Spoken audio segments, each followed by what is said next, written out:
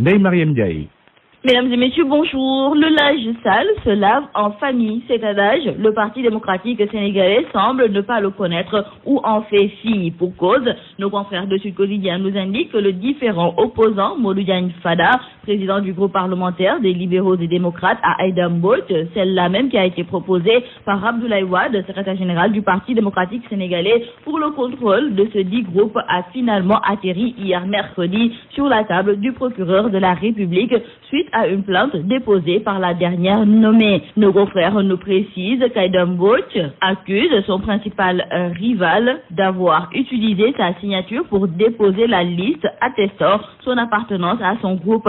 Et c'est cette même liste qui a été validée par le bureau de l'Assemblée nationale le 14 octobre dernier. Toutefois, il convient de signaler avec nos confrères de Sud Quotidien que la présidente du conseil départemental de Bambey n'est pas la seule à brandir de telles accusations à l'encontre de Modou Diagne Fada. Elle est suivie par ses camarades de parti, à savoir Oumar Sarr, Woré Sarr, Mamadou Lamine Thiam, ainsi que Mohamed Dian et Nafingom, qui ont déposé des lettres de protestation au niveau de l'Assemblée nationale. D'ailleurs, ces parlementaires libéraux auraient présenté leur lettre de démission au président de l'Assemblée nationale, Moustapha Niasse, le 16 octobre dernier. Justement, dans le journal Le Quotidien, nos confrères écrivent donc que l'existence du groupe parlementaire des libéraux et démocrates est compromise et ce groupe parlementaire devra disparaître si son actuel président Modou Diagne Fada ne parvient pas à trouver des remplaçants aux membres qui ont démissionné. Restons avec les libéraux et c'est pour signaler avec nos confrères du quotidien L'As que Maître Abdoulaye Wade serait totalement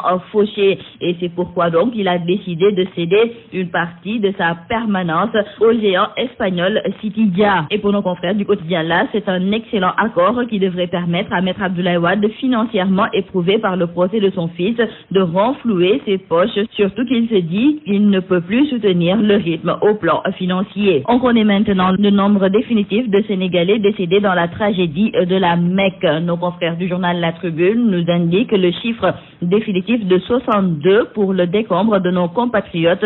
Cependant, nos confrères trouvent que la cellule de crise n'a pas tenu compte des Sénégalais vivant à l'extérieur et qui ont effectué le pèlerinage à partir de leur pays de résidence. Et justement, concernant cet état de fait, l'ONG Horizon Sans Frontières s'est indignée du comportement du gouvernement.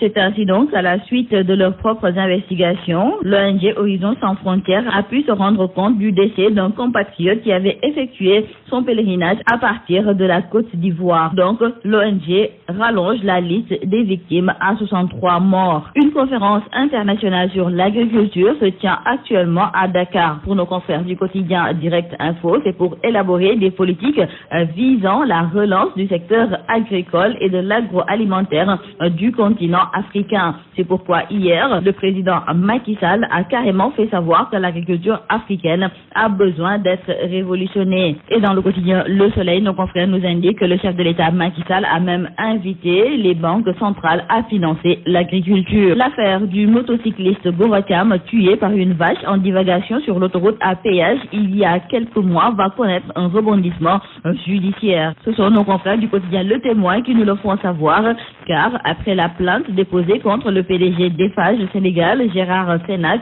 la famille du défunt s'est constituée partie civile et réclame 5 milliards de francs CFA à titre de dommages et intérêts. Le procès est fixé au 12 novembre prochain devant le tribunal correctionnel de Dakar. Nos confrères du journal L'Observateur nous indiquent que l'OFNAC, l'Office national de lutte contre la fraude et la corruption, a enregistré avant-hier une lettre dénonciatrice sur la gestion de la mairie de Dakar Plateau dirigée par Alioune Ndoye. Une correspondance dans laquelle l'auteur révèle une violation de la loi relative à l'octroi des mandats de secours aux indigents, la dotation de carburant à des personnes, sans oublier la créance de 14 millions de francs CFA due à la société Lynx Sécurité représentée par son directeur général Mohamedou Mokhtar Diao. L'auteur de la missive invite donc l'OFNAC à également fouiller dans la gestion du receveur-percepteur de Dakar Plateau. Et nous terminons par nos confrères du journal Libération qui nous annonce la mort de ce djihadiste originaire du Sénégal. Il a été tué en Syrie. Il s'agit de Abou Khalifa qui a été tué à la suite de bombardements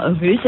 Et nos confrères nous précisent que ce dernier est le neveu de Oumar Diaby, ce franco-sénégalais mort tout récemment au combat. C'est tout à vos journaux et très bonne lecture.